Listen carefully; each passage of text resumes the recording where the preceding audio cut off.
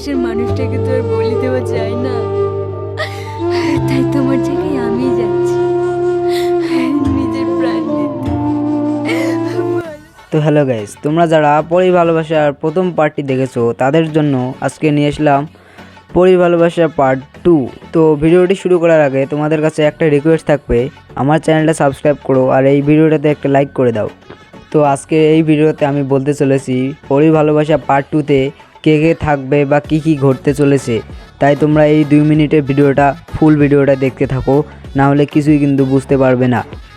আর একটা কথা গাইস, তোমরা আমার এই ভিডিওটা কোন দেশ থেকে বা কোন জেলা থেকে দেখতেছো সেটা কমেন্টে জানাবা। যদি বাংলাদেশ থেকে দেখো তাহলে বাংলাদেশ লিখবা, আর ইন্ডিয়া থেকে দেখলে ইন্ডিয়া লিখবা।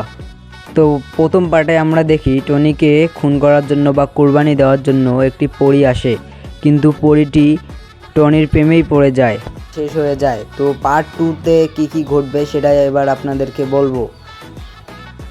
পার্ট 2তে কিন্তু আমরা দেখতে পারবো টনি ওই মেয়েটাকে বাঁচাবে আর মেয়েটাকে বিয়ে করবে। তো এখন কথা বলা যাক, পার্ট 2 কবে ইউটিউবে আপলোড করবে পল্লীগ্রাম ইউটিউব চ্যানেল থেকে।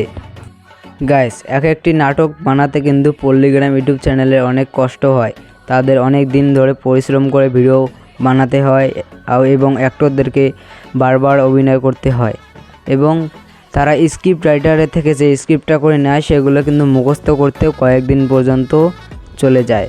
তো সেই অনুযায়ী ভিডিওটি এখনও তারা কন্টিনিউ করতেছে, শুটিং কন্টিনিউ করতেছে, তারা এখনও ফুল শুটিং করতে পারেনি, বলতে পারো এখনও পরি ভালোবাসার নাটকের পার্ট 2 শুটিং চলতেছে। শুটিং শেষ হবে, তারপরে ভিডিওটিকে এডিটিং করবে ওরা, তারপর কিন্তু ইউটিউবে আপলোড করা হবে।